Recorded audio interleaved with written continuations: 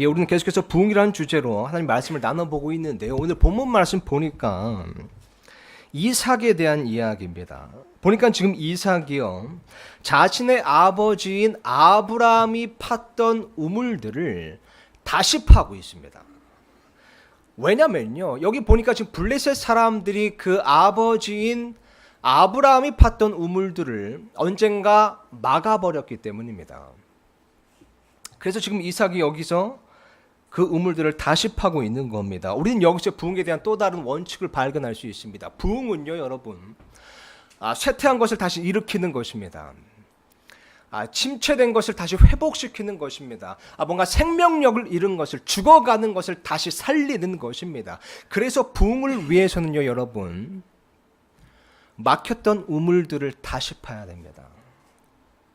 막혔던 우물들을 다시 파야 됩니다. 오늘 이 부분에 대해서 한번 살펴보겠습니다. 그 전에요, 먼저 이 본문 말씀, 이 26장 18절이 어떻게 나왔는지 그 배경을 한번 저희가 잠깐 살펴보도록 하겠습니다. 먼저 26장 1절로 가셔서요, 그러니까 1절부터 한번 보겠습니다. 이렇게 쓰여 있습니다.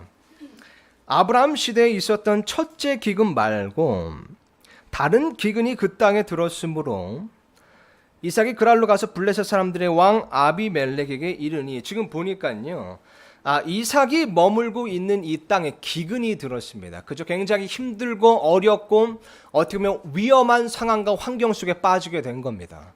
근데 이 기근이라는 것이요, 결코 뭐 이삭의 잘못 때문에 생긴 것은 아니었습니다. 그죠? 이것은 자연적인 현상이었습니다.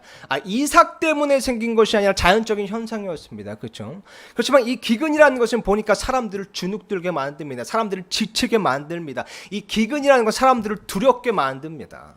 이 기근이라는 것은요, 보니까 이 사람들을 좌절하게 만듭니다. 절망하게 만듭니다. 어렵고 힘들고 위험한 상황입니다. 마찬가지로 오늘날 우리가 사는 이 세상을 보면요, 참으로 영적으로 기근이 들어 있습니다. 영적으로 기근이 들어 있습니다. 마지막 때가 가까우면 가까울수록 점점 더 영적으로 이 세상은 타락해 가고 있습니다. 점점 더 하나님과 멀어지고 있습니다. 점점 더 의가 사라지고 있습니다. 선이 사라지고 있습니다. 그리고 어쩌면 이것은요, 우리가 어찌할 수 없는 자연적인 현상입니다. 그리고 이 현상에 대해서요, 디모데후서는 이렇게 말씀하고 있습니다. 디모데후서 3장 1절에서 5절이요. 또한 이것을 알라. 즉 마지막 날들에 위험한 때가 이르리라. 곧 기근의 때가 이른다는 겁니다. 그러면서 이 현상에 대해서 말씀하시기를요, 사람들이 자기를 사랑하며 탐욕을 부리며 자랑하며 교만하며 신성모독하며 부모에게 불순종하며 감사하지 아니하며 거룩하지 아니하며 본성에 애정이 없으며 협정을 어기며 거짓 고수하며 절제하지 못하며 사나우며 선한 자들을 멸시하며 배신하며 고집이 세며 높은 마음을 품으며 하나님을 사랑하기보다는 쾌락들을 더 사랑하며 하나님의 성품의 모양은 있으나 그것의 능력은 부인하리니 너는 이런 자들에게서 돌아서라. 이것이 바로 우리가 현재 살고 있는 위험하고 어렵고 힘든 환경이자 상황입니다. 우리는 영적으로 기근이 들어 있습니다. 우리가 살고 있는 세상은요, 영적으로 기근이 들어 있습니다. 점점 더 생명력이 사라지고 있습니다. 점점 더 소망이 사라지고 있습니다. 점점 더 기쁨이 사라지고 있습니다. 참된 만족이 사라지고 있습니다. 열매가 사라지고 있습니다. 힘들고 어렵고 위험한 환경에 우리가 처하게 된 것입니다. 기근의 때입니다. 그런데 문제는 뭐냐면요, 여러분, 이런 기근의 때에 대부분 우리 그리스도인들이 마치 이삭처럼 행동한다는 겁니다. 오늘 본문 말씀 보니까요, 이 이삭이 이 기근의 때에 어떻게 행동했습니까? 2절에서 3절을 다시 1절에서 2절을 제가 읽겠습니다. 아브라함 시대에 있었던 첫째 기근 말고 다른 기근이 그 땅에 들었으므로 이삭이 그랄로 가서 블레셋 사람들의 왕 아비멜렉에 이르니 주께서 그에게 나타나 이르시되 이집트로 내려가지 말고 내가 내게 말해줄 땅에 거하라. 보니까 지금 이삭의 기근의 때, 이러한 기근의 때에 지금 어떻게 하려고 했습니까? 이집트로 내려가라고 했습니다. 이집트는 성경에서 항상 세상적으로 묘사됩니다. 항상 육신적으로 묘사됩니다. 이삭이 이 기근의 때 먼저 하나님을 찾아간 것이 아니라, 하나님의 도움을 구한 것이 아니라, 하나님을 의지하고 신뢰한 것이 아니라 먼저 이집트로 내려가라고 했던 겁니다. 이집트로 내려가려고 했던 겁니다. 뭔가 이런 어렵고 힘들고 위험한 상황에 때, 뭔가 주눅들어 있고, 뭔가 침체되어 있고, 뭔가 쇠퇴되어 있는 이 기근의 때에 먼저 이집트로 내려가라고 했던 겁니다. 자신의 눈으로 볼 때 부유해 보이고, 풍요로 보이고, 안전해 보이고, 지혜로 보이는 그런 세상으로 내려가려고 했던 겁니다. 오늘날 우리도 마찬가지입니다. 너무나 많은 그리스도인들이요, 이러한 기근의 때에 먼저 하나님께 나아가는 것이 아니라 세상으로 내려가고 있습니다. 먼저 하나님의 그런 은혜의 왕자로 나아가는 것이 아니라 세상으로 나아가고 있습니다. 세상으로 먼저 나아갑니다. 그래서 세상에서 위로를 찾으려고 합니다. 세상에서 기쁨을 찾으려고 합니다. 세상에서 만족을 발견하려고 합니다. 세상에서 도움을 구하려고 합니다. 세상에서 방법을 찾으려고 합니다. 우리가 세상에 살면서요, 물론 세상의 것들을 이용하고 사용하는 것 자체가 잘못됐다는 것은 전혀 아닙니다. 다만 우리가 그 무엇보다 우선적으로 하나님보다 세상의 것들을 구하고 찾는다는 것이 문제인 겁니다. 더 나아가서 하나님과는 멀어지고요, 세상과는 가까워지는 것이 바로 문제라는 겁니다. 그래서 보니까 지금 하나님께서 이삭에게 이렇게 말씀하시는 겁니다. 3절에서요 5절을 제가 읽겠습니다. 하나님께서 이삭에게 말씀하시기를, 이 땅에 머무르라. 내가 너와 함께하고 내게 복을 주리라. 내가 이 모든 지역을 너와 내 씨에게 주고, 내가 내 아버지 아브라함에게 맹세한 그 맹세를 이행하며 또 내 씨를 하늘의 별들같이 번성하게 하고 이 모든 지역을 내 씨에게 주리니 내 씨 안에서 땅의 모든 민족들이 복을 받으리라. 하나님의 약속이죠. 이는 아브라함이 내 음성에 순종하고 내가 명한 것과 내 명령과 내 법규와 내 법들을 지켰기 때문이니라 하시니라. 지금 하나님께서 뭐라고 말씀하십니까? 이삭이 이집트로 내려가라고 하자, 이집트에서 방법을 구하려고 하자, 하나님께서 이 땅에 머무르라고 하십니다. 왜 그렇습니까? 왜냐하면 이 땅에 하나님의 임재가 있기 때문입니다. 왜냐하면 이 땅에 하나님의 약속이 있기 때문입니다. 이 땅에 하나님의 말씀이 있고 하나님의 명령이 있기 때문입니다. 이 땅에 하나님의 은혜와 복이 있기 때문입니다. 여러분, 기근의 때에 가장 하지 말아야 될 것은요, 하나님의 임재를 떠나는 겁니다. 하나님의 임재가 있는 곳을 떠나는 겁니다. 이 기근의 때요, 정말 힘들고 지치고 주눅들고 침체되고 쇠퇴되어 있는 이 기근의 때에 정말 하나님의 은혜가 있는 곳을 떠나는 것, 하나님의 말씀과 약속이 있는 곳을 떠나는 것, 하나님의 임재가 있는 곳을 떠나는 것이야말로 가장 어리석은 일입니다. 가장 하지 말아야 될 것이요, 기근의 때 가장 하지 말아야 될 것이 바로 하나님의 임재가 있는 곳을 떠나는 것입니다. 때가 위험하면 위험할수록요, 때가 다급하면 다급할수록, 정말 이 기근이 심각하면 심각할수록, 절박하면 절박할수록 하나님의 임재와 하나님의 말씀과 하나님의 약속과 하나님의 은혜가 있는 곳에 우리는 머물러야 됩니다. 우리는 머물러야 됩니다. 그래서 6절에 보니까요, 지금 이삭이 그 하나님의 말씀을 듣고 어떻게 합니까? 6절을 제가 읽겠습니다. 이삭이 그랄에 거하였더라.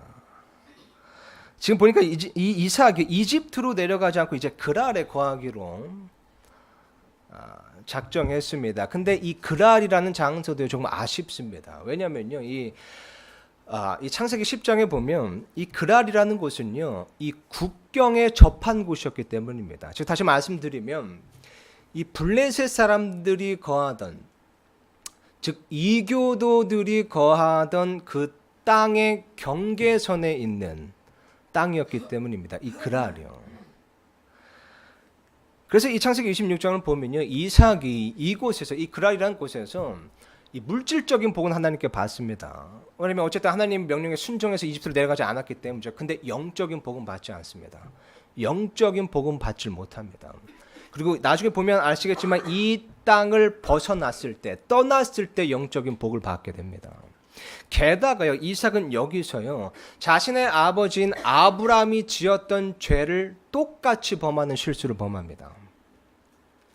즉 자신의 아내를 누이라고 부르는, 그렇게 속이는, 그런 죄를 범하게 되죠. 왜 그랬습니까? 왜냐하면 블레셋 사람들이 두려웠기 때문입니다. 눈치가 보였기 때문입니다. 그래서 결국 어떻게 되냐면요, 이 이교도 왕으로부터 책망을 받습니다. 이삭이요, 믿음의 사람이요, 이게 얼마나 영적으로 수치스러운 일인지 모릅니다. 영적인 패배입니다. 이것은 여러분, 만약 이 믿지 않는 사람들이 우리 보고 말하기를요, 예수님 믿는 사람들이 도대체 왜 이래?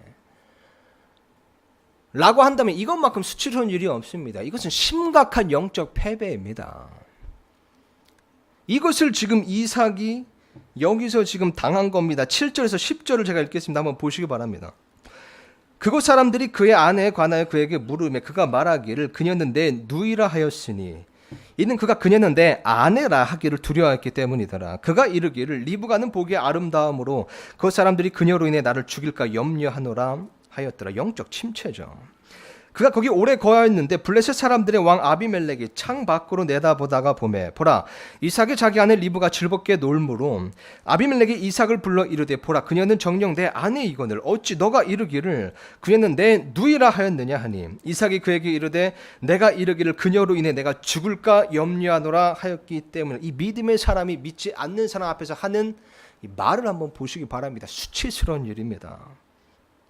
10절입니다. 아비멜렉이 이르되 너가 우리에게 행한 이 일이 도대체 무엇이냐 책망하는 거죠. 백성 중에 하나가 내 아내와 쉽게 누울 수 있었으니 너가 우리에게 죄를 가져올 뻔하였다 하고 아비멜렉이 자기 온 백성에게 명하여 이르되 이 사람이나 그의 아내를 건드린 자는 반드시 죽임을 당하리라 하였더라. 10절 한번 다시 보시기 바랍니다. 지금 뭐라고 말하고 있습니까? 아비멜렉이요, 너가 우리에게 죄를 가져올 뻔하였다 하고, 이 얼마나 수치스러우니까 지금 믿는 자가요 믿지 않는 자로 하여금 죄를 짓게 할 뻔하게 한 겁니다. 이것만큼 수치스러운 영적 패배가 없습니다. 완전한 영적 침체입니다. 그리고 여러분 잘 들어주시기 바랍니다. 이런 일이요, 이런 수치스러운 일이요, 이런 영적 패배, 영적 침체가 바로 소위 경계선 그리스도인들에게 일어납니다. 경계선 그리스도인들이요, 한쪽 발은 하나님의 말씀에 두고요, 한쪽 발은 세상에 두는 겁니다. 혹은 양쪽 발 다 하나님 말씀에 두고 있지만요, 마치 세상에 가장 이 경계선의 가장 끝에 서서요, 발만 이렇게 퐁당퐁당 하는 겁니다. 세상과 타협하는 겁니다. 점점 조금씩 타협하는 겁니다. 두 마음을 품는 겁니다. 결코 이런 곳에서는 여러분 부흥이 일어나지 않습니다. 부흥은 결코 이런 경계선에서 일어나지 않습니다. 그래서 지금 보니까요, 이제 하나님께서 어떻게 하십니까? 보니까요, 지금 이삭이 그것을 떠나도록 만드십니다. 12절에서 16절을요, 제가 읽겠습니다. 그때에 이삭이 그 땅에서 씨를 뿌려 바로 그의 100배를 받았고 주께서 복을 주심으로 이 사람이 크게 되고 앞으로 나아가 성장해 마침내 심히 큰 자가 되었으니 그 양떼를 소유하고 소떼를 소유하시며 종들이 심히 많았더라. 블레셋 사람들이 그를 시기하였으며 그의 아버지 아브람 시대에 그의 아버지의 종들이 판 모든 우물을 블레셋 사람들이 막고 흙으로 메었더라. 아비멜렉이 이삭에게 이르되 너는 우리보다 훨씬 더 강력한즉 우리에게서 떠나가라 하니라. 이삭이 그것을 떠나 그랄 골짜기에 장막을 치고 거기 거하며, 그죠? 이 배경을 가지고 이삭이 여기까지 지금 오게 된 겁니다. 자, 그래서 지금요, 이 오늘 본문 말씀 18절을 포함해서 제가요 26절까지 한번 읽겠습니다. 한번 잘 보시기 바랍니다. 문맥을 파악하기 위해서요. 한번 제가 대신해서 읽겠습니다. 한번 잘 봐주시기 바랍니다. 18절입니다. 자기 아버지 아브람 시대에 그들이 팠던 우물들을 다시 팠으니 이는 아브람이 죽은 뒤에 블레셋 사람들이 그 우물들을 메었기 때문이더라. 그가 그 우물들의 이름을 자기 아버지가 부르던 이름으로 불렀더라. 이삭의 종들이 골짜기를 파서 거기서 솟아나는 우물을 얻었는데 그날의 목자들이 이삭의 목자들과 다투며 이르되 이 물은 우리의 것이라 하니라. 그들이 그와 다투었으므로 그가 그 우물의 이름을 에색이라 하였더라. 에색은 다툼이란 뜻입니다. 그들이 또 다른 우물을 파고 또 그것으로 인하여 다투었으므로 그가 그 우물의 이름을 신나라 하였으며 신나는 증오라는 뜻입니다. 지금 보니까요, 이삭이 우물을 팝니다. 근데 이 블레셋 사람들이 와서 그건 내 거다라고 주장합니다. 그러니까 또 다른 우물을 팝니다. 근데 블레셋 사람들이 와서 또 그건 내 거다라고 주장합니다. 그러니까 지금 또 파는 겁니다. 22절이요. 그러니까 거기서 옮겨가서 다른 우물을 팠더니 그들이 그것으로 인해 다투지 아니하였으므로 그러니까 그 우물의 이름을 르호봇이라 하고 이르되, 르호봇은 자리라는 뜻입니다. 이제 주께서 우리를 위해 자리를 만들어 주셨은즉 그 땅에서 우리가 다산하리라 하였더라. 그가 거기를 떠나 부엘세바로 올라가며, 이 부엘세바라는 것도 중요한데, 왜냐하면 이것이 지금 이 창세기 전장에 보면 아브라함이 이 부엘세바에서 우물을 파고 또 숲을 세워서 이렇게 쓰여 있습니다. 영존하는 주 하나님의 이름을 불렀더라. 그러니까 아브라함이 하나님을 부른 곳입니다. 경배한 곳입니다. 근데 이삭이 결국 다시 제자리로 돌아온 것이죠. 그죠? 이집트로 내려가라고 했다가 그러다 그것도 안 되니까 이제 경계선에 좀 놀고 있다가 이제 드디어 제자리로 돌아오게 된 것입니다. 그랬을 때 바로 그 밤에요, 주께서 그에게 나타나 이르시되 나는 내 아버지 아브라함의 하나님이니 두려워하지 말라. 내 종 아브라함으로 인하여 내가 너와 함께하고 내게 복을 주어 내 씨를 번성하게 하리라 하시매 그가 그곳에 제단을 쌓고 주의 이름을 부르며 거기에 장막을 치니 그의 종들이 거기서 우물을 파았더라. 이제 영적인 복까지 받게 되죠. 제자리로 돌아왔을 때요. 자, 근데 보니까 25절 마지막 구절에 또 뭐라고 쓰였습니까? 거기서 우물을 파았더라. 지금 방금까지 읽은 이 18절에서 25절을 보니까요, 지금 이 이삭이 이 그랄을 떠나서 이제 골짜기로 와서요, 무엇을 그토록 애타게 찾고 있었습니까? 대체 뭘 그렇게 찾고 있었습니까? 왜 계속해서 우물을 파고 또 파고 그것도 뺏기니까 또 파고 또 부엘세바로 돌아서 또 우물을 판 겁니까? 도대체 무엇을 애타게 찾고 있었던 겁니까? 물을 애타게 찾고 있었습니다. 왜냐하면 이 물이라는 것은요, 생명력의 근원이기 때문입니다. 특히 이 열대 지방에 사는 이 사람들에게는요, 이 갈증이라는 것은 참을 수 없는 고통이었습니다. 참을 수 없는 고통이었습니다. 그래서 이들에게 이 우물을 찾는 것, 이 물, 샘을 찾는 것은 그 어떤 것보다도 굉장히 중요한 일이었던 겁니다. 이 물이라는 게 그렇습니다, 여러분. 이 생명과도 직결된 문제입니다. 이 물이라는 게 그렇습니다. 여러분, 물이 없으면요, 메마를 수밖에 없습니다. 물이 없으면 황폐할 수밖에 없습니다. 물이 없으면 쇠퇴할 수밖에 없습니다. 물이 없으면 침체할 수밖에 없습니다. 물이 없으면요, 결국 죽을 수밖에 없습니다. 물은 생명력의 근원입니다. 메말라 죽어가는 생명을 무언가를 다시 살리기 위해서는 거기에 다시 생명력을 불어넣기 위해서는 물이 필요합니다. 척박하고 황폐한 땅을 다시 살리기 위해서는요, 물이 필요합니다. 물은 생명력의 근원입니다. 영적 부흥도 마찬가지입니다, 여러분. 뭔가 쇠퇴한 것을 다시 일으키고 침체된 것을 다시 회복하고 죽어가는 것을 다시 살리기 위해서는요, 우리에게 영적 물이 필요합니다. 생명력이 넘쳐나는 영적인 물이 필요합니다. 그리고 그것을 성경은요, 생명수라고 부르고 있습니다. 생명수라고 부르고 있습니다. 그렇다면 그 생명수라는 것은 무엇입니까? 혹은 그 생명수를 우리가 어디서부터 얻을 수 있습니까? 성경을 몇 구절 볼 텐데요, 제가 화면에 띄워놨습니다. 한번 저와 함께 잘 봐주시기 바랍니다.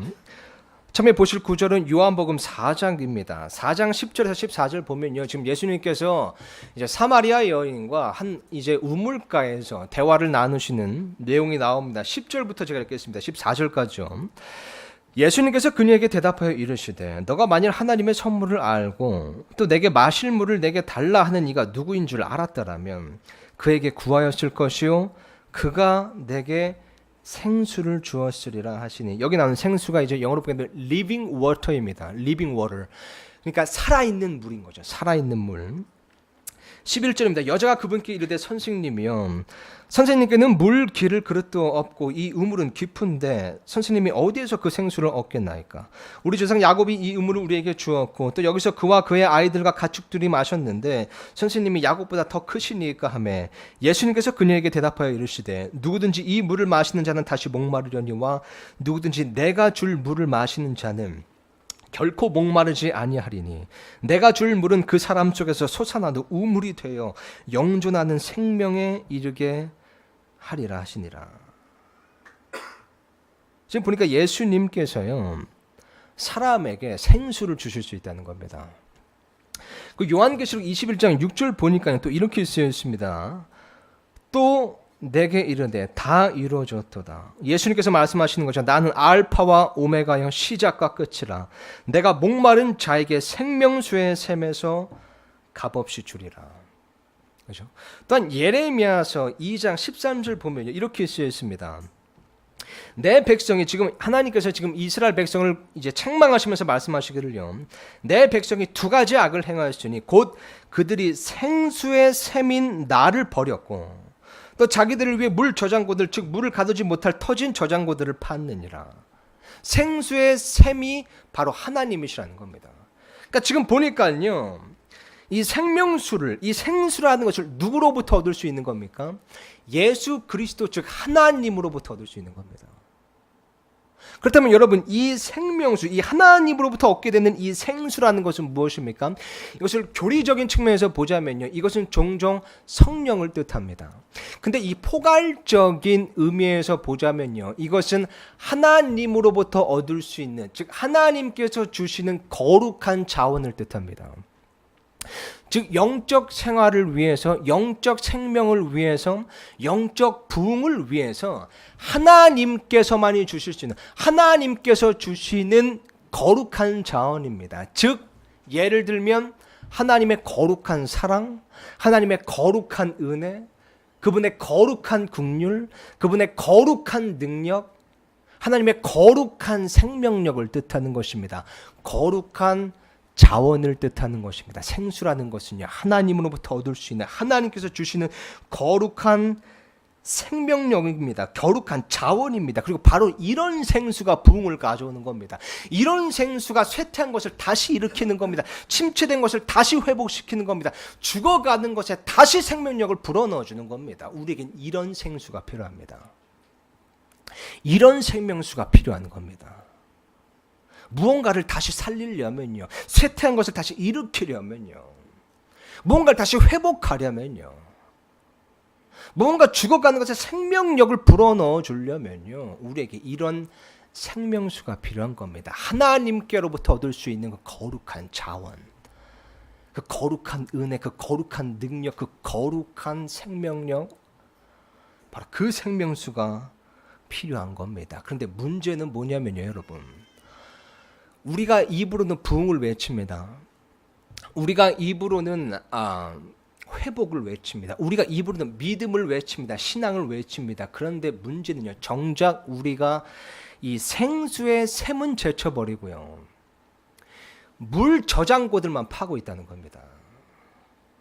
이 생수의 샘을 얻을 수 있는 우물을 파는 것이 아니라 물을 그저 가둘 수 있는 저장고만을 파고 있다는 겁니다. 마치 방금 읽은 이 예레미야 말씀처럼요. 뭐라고 쓰여있습니까? 지금 내 백성이 두 가지 악을 행하였으니 곧 그들이 생수의 샘인 나를 버렸고 또 자기들을 위해 물 저장고들, 즉 물을 가두지 못할 터진 저장고들을 팠느냐.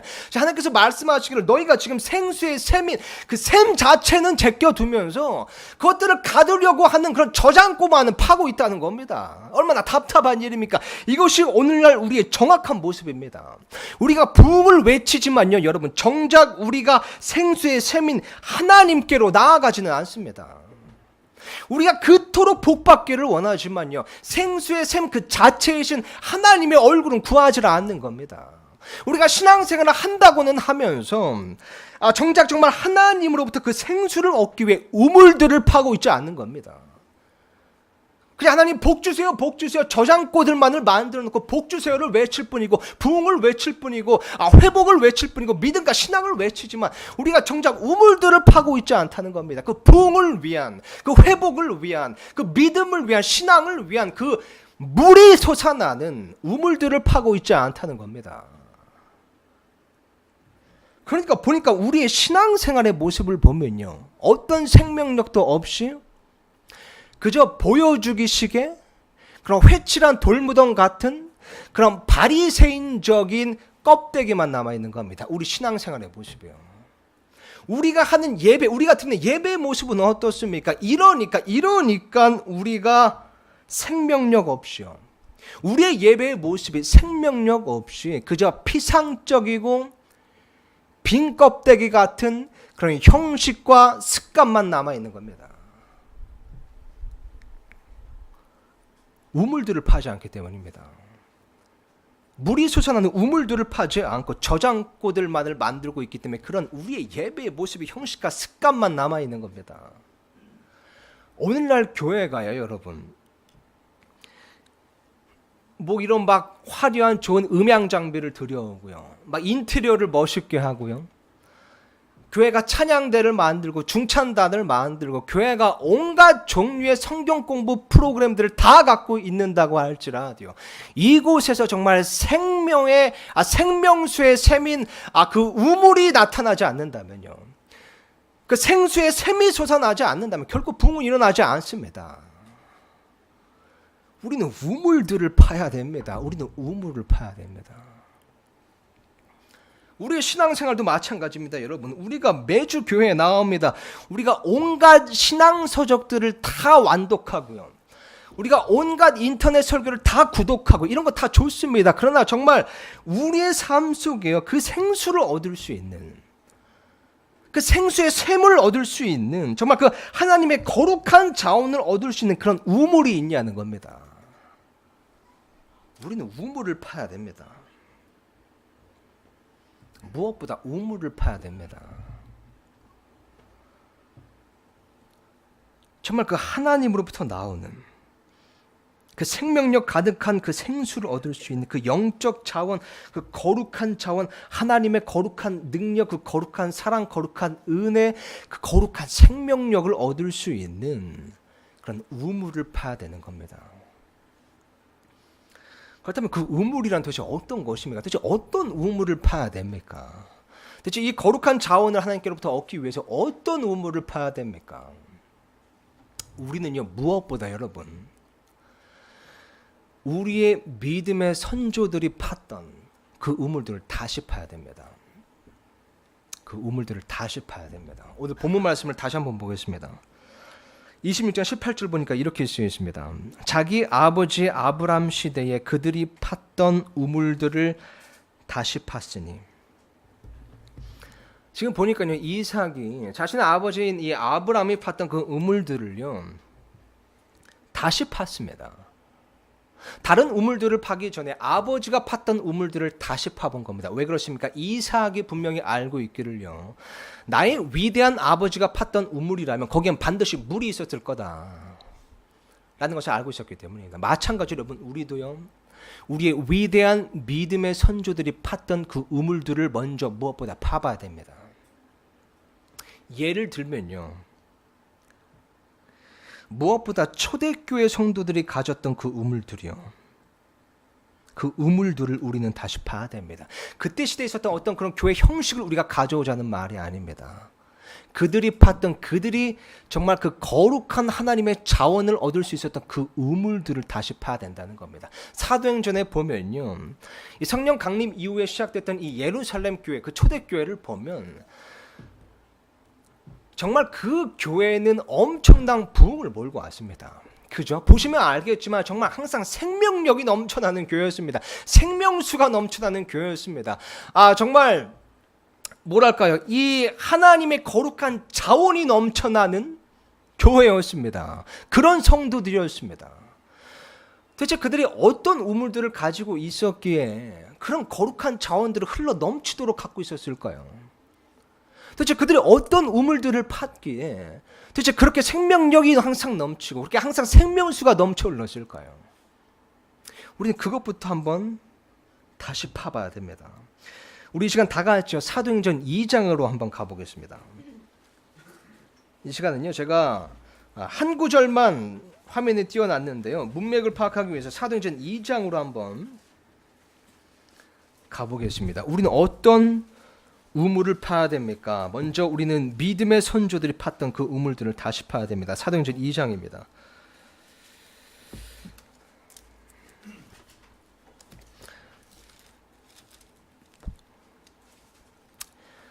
이 사도행전 2장 말씀에 보면요, 1절부터 13절은 예수님의 승천 후에 이제 성령 강림이 이루어지는 모습이 기록되어 있고요. 쭉 오다가 이제 43절부터 보겠습니다. 43절부터 보면요, 이제 이 생명력 넘치는 이 부흥을 몰고 왔던 첫 번째 초대교회, 그 예루살렘 교회의 모습이 어땠는지가 나옵니다. 2장 43절에서 47절 제가 읽겠습니다.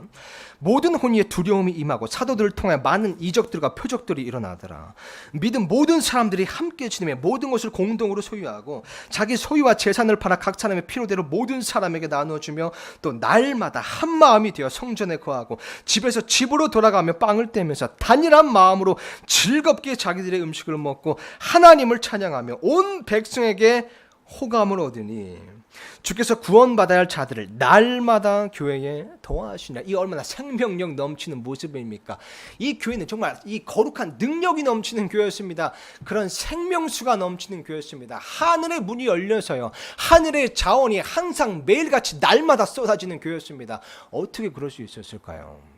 도대체 어떤 우물들을 통해서 이런 거룩한 자원을 이들이 받을 수 있었을까요? 42절에 나옵니다.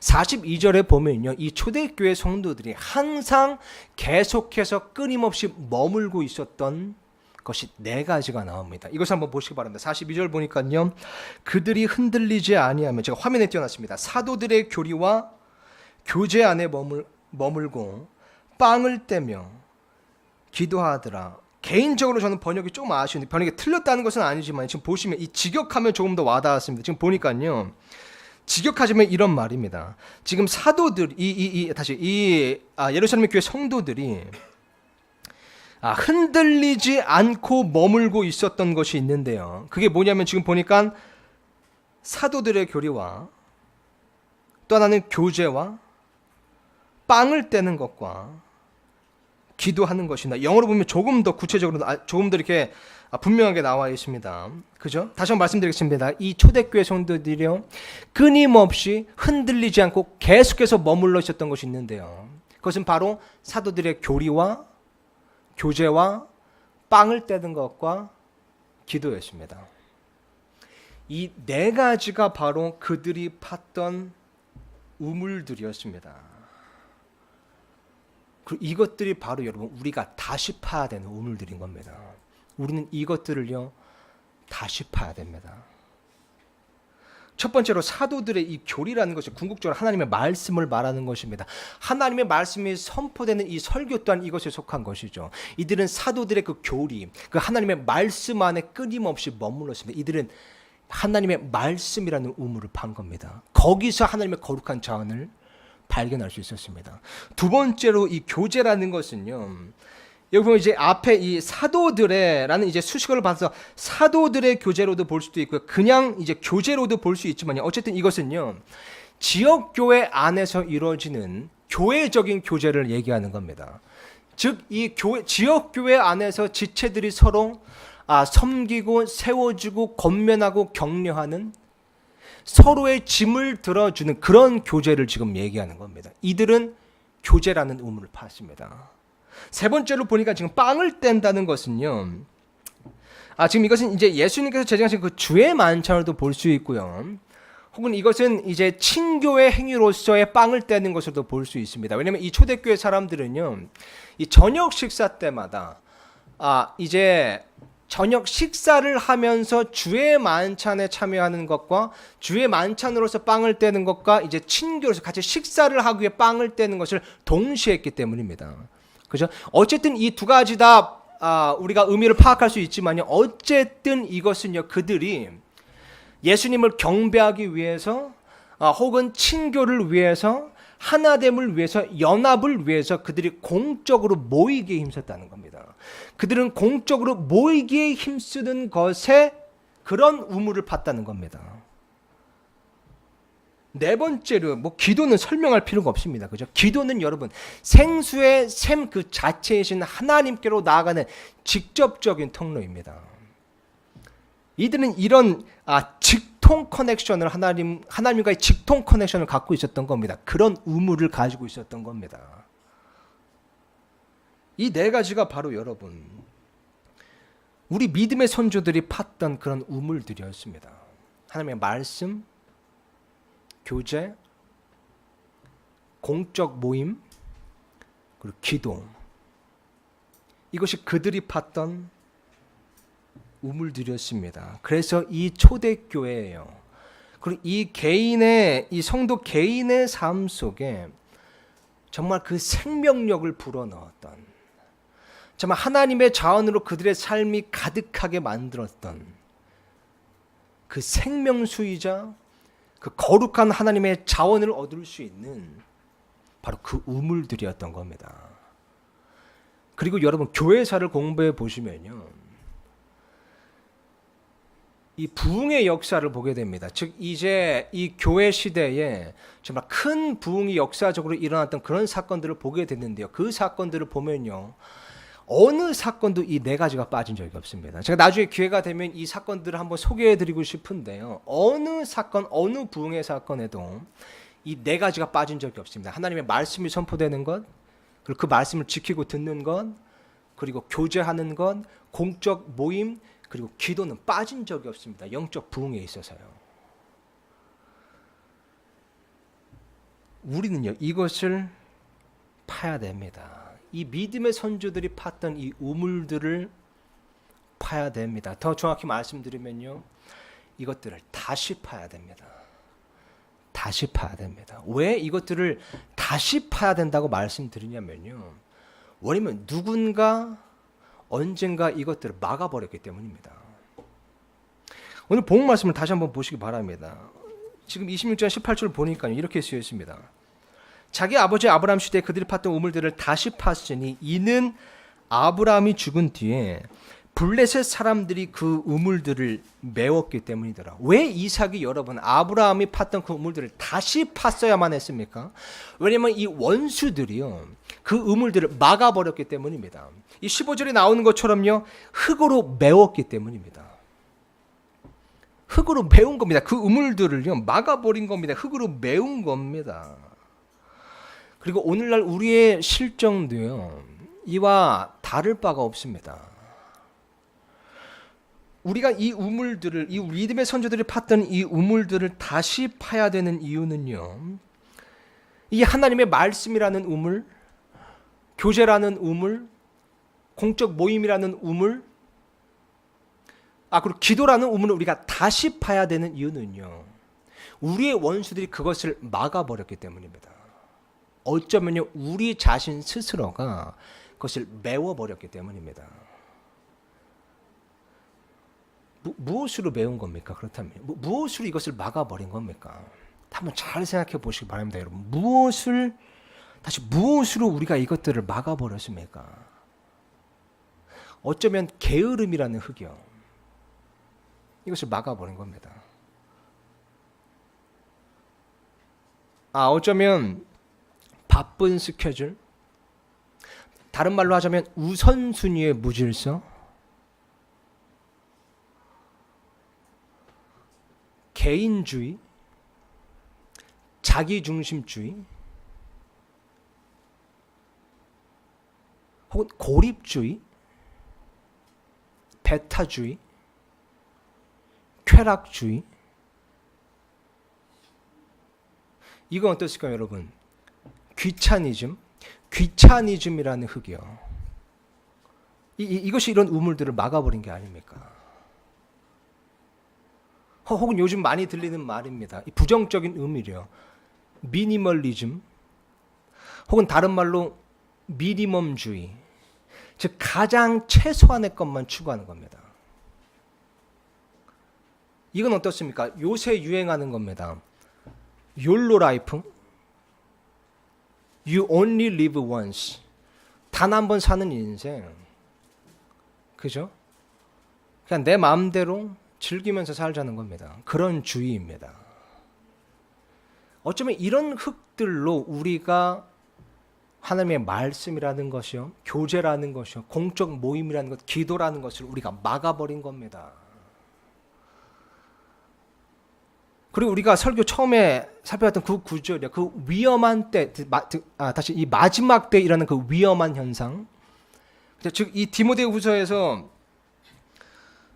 디모데후서 3장에 나오는 것처럼 사람들이 자기를 사랑하며 탐욕을 부리며 자랑하며 교만하며 신성모독하며 부모에게 불순종하며 감사하지 아니면 거룩하지 아니면 본성에 애정이 없으며 협정을 하고 거짓 고수하며 절제하지 못하며 산하며 선한 자들을 멸시하며 배신하며 고집이 세며 높은 마음을 품으며 하나님을 사랑하기보다는 쾌락들을 더 사랑하며 하나님의 성품의 모양은 있으나 그것의 능력은 부인하는 것들, 이런 것들이 어쩌면 이 우물들을 막아버린 겁니다. 그래서 우리는 이것들을 제거하고 이 우물들을 다시 파야 되는 겁니다. 다시 파야 되는 겁니다. 첫 번째로 우리는 하나님의 말씀을 다시 파야 됩니다. 게으름과 고집과 교만이라는 흙을 걷어내고요, 하나님의 말씀이라는 우물을 다시 파야 됩니다. 그죠? 하나님의 말씀을 듣고 읽고 배우고 묵상하고 그것을 무엇보다 지키는 것을 우리는 다시 파야 됩니다. 하나님의 거룩한 자원이 하나님의 말씀에서 솟아나는 것입니다. 우리는 하나님의 말씀의 우물을 다시 파야 됩니다. 다시 파야 됩니다. 두 번째로 우리는 교제라는 우물을 다시 파야 됩니다. 자기 사랑, 개인주의, 자기중심주의라는 흙을 걷어내고 교제라는 우물을 다시 파야 됩니다. 지체들끼리 서로 섬기고 세워줘야 됩니다. 건면하고 격려해야 됩니다. 지체들끼리 서로의 짐을 들어줘야 됩니다. 교제라는 우물을 다시 파야 되는 것입니다. 그리고 여러분 잘 들어주시기 바랍니다. 이것은요, 오직 지역교회에 속할 때만 가능한 것입니다. 우리가 지역교회에 속해 있을 때만 가능한 것입니다. 이 교회적인 교제라는 것이요. 그렇지 않습니까? 여러분, 이 지역교회에 속하는 것이, 이 그리스도인이 예수님의 몸된 교회를 이루는 지체로서 이 지역교회에 속하는 것은 분명한 성경에 나오는 하나님의 뜻입니다. 오늘날 너무나 많은 그리스도인들이요, 이 성경에 나오는 지역교회 개념은 무시하고 이 우주적 교회 혹은 보편적 교회의 개념만을 강조해서 문제가 생깁니다. 즉 그들이 말하기를요, 나는 구원받은 자로서 이 하나님의, 이 예수님의 이 유기체적인 그런 우주적 교회에 속해 있으니 어떤 지역교회에 속할 필요는 없다는 겁니다. 이것은 굉장히 위험한 생각이고요, 하나는 알고 둘은 모르는 그런 생각입니다. 성경은요, 우주적 교회에 대해서도 분명히 말씀하고 있지만 지역교회에 대해서, 그 지역교회의 중요한 역할과 의미에 대해서 분명히 밝히고 있습니다. 분명히 밝히고 있습니다. 우리 그리스도인들 지역교회에 속해야 되는 것입니다. 그죠? 구원받은 그리스도인이 지역교회의 지체로서 지역교회에 속하는 것은 분명한 하나님의 뜻입니다. 물론 어떤 상황과 환경 때문에 매주 함께 이렇게 공적 예배 참여하지 못하는 분들이 있을 수 있습니다. 그렇지만 우리가 결코 가나안 성도가 되서는 안 된다는 겁니다. 여러분, 가나안 성도에 대해서 가나안 성도라고 한번 들어보셨습니까? 저 최근에 들은 건데, 이 가나안 성도, 이 가나안을 거꾸로 하면 안 나가잖아요. 안 나가. 교회 안 나가 성도들입니다. 교회 안 나가 성도들. 몇 년 전에 이런 안 나가 가나안 성도들이 약 100만 명이었대요. 근데 몇 년 후, 불과 몇 년 사이에 이게 2배로 늘어서 200만 명이랍니다. 지금 이 가나안 성도가요. 이 얼마나 안타까운 사실이 아닐 수 없습니다. 이렇게 수많은 성도들의 삶에요, 이 교제라는 우물이 막혀버린 겁니다. 그리고 교회사를 공부해 보고요, 부흥의 역사를 공부해 보고 성경을 들여다보면 결코 이러한 가나안 성도들 안에서 부흥이 일어났던 적은 단 한 번도 없습니다. 단 한 번도 없습니다.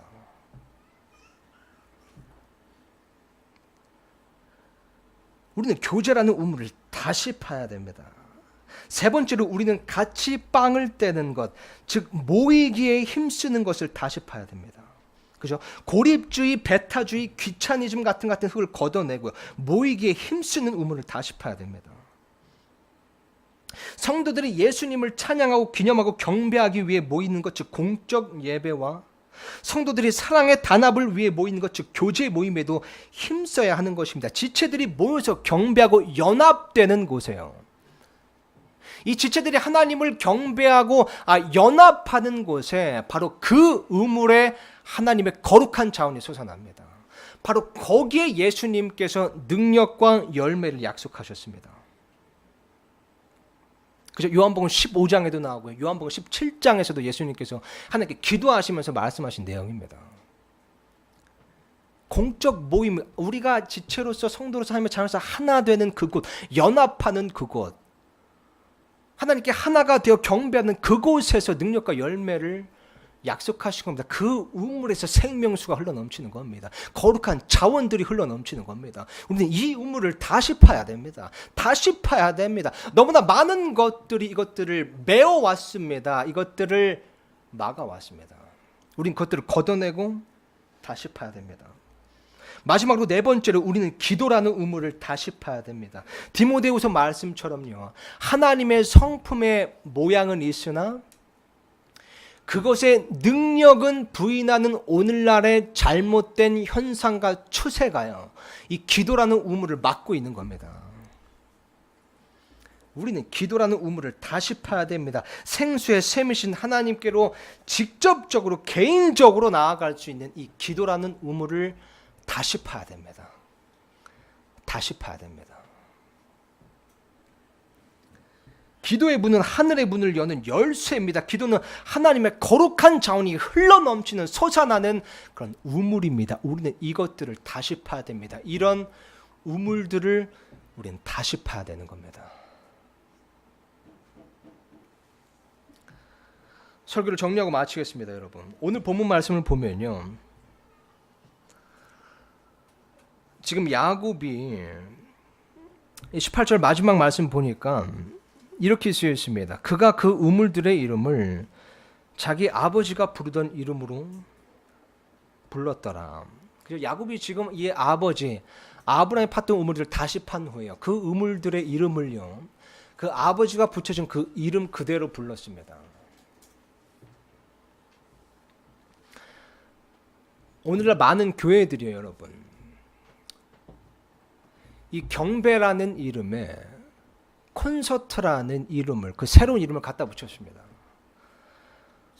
오늘날 많은 교회들이요, 이 설교라는 것을 토크쇼로 만들어 버렸습니다. 오늘날 많은 그리스도인들이요, 지역교회 지체라는 이름 대신에 네티즌이라는 이름을 사용합니다.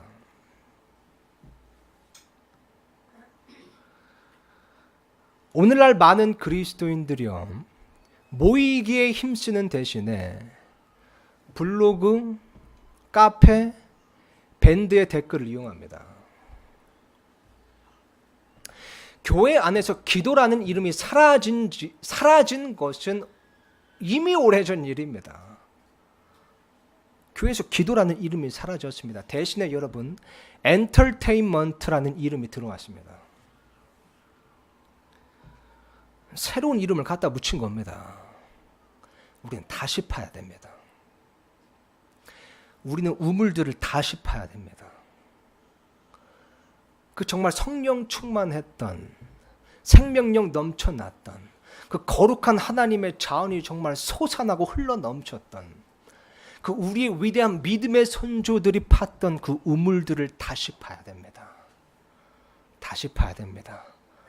무엇보다 하나님의 말씀이라는, 교제라는, 공적 모임이라는, 기도라는 이 우물들을 우리가 다시 파야 되는 겁니다.